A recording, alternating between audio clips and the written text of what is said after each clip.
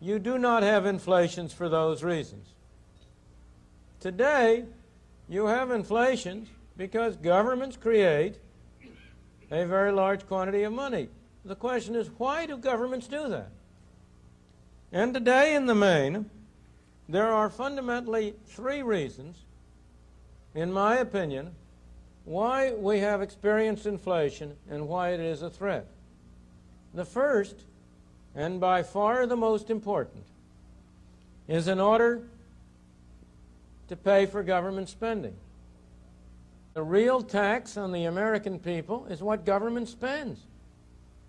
If government spends if the federal government spends $450 billion and only raises $400 billion in taxes, who do you suppose who pays that other $50 billion? Do you suppose the tooth fairy does? You pay it, and I pay it. And one of the ways we pay it is by the tax which we call inflation.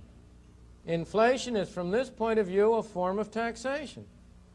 If government spends more than it takes in the form of things that are called taxes, it has to meet the difference, either by printing money or by borrowing from the public at large.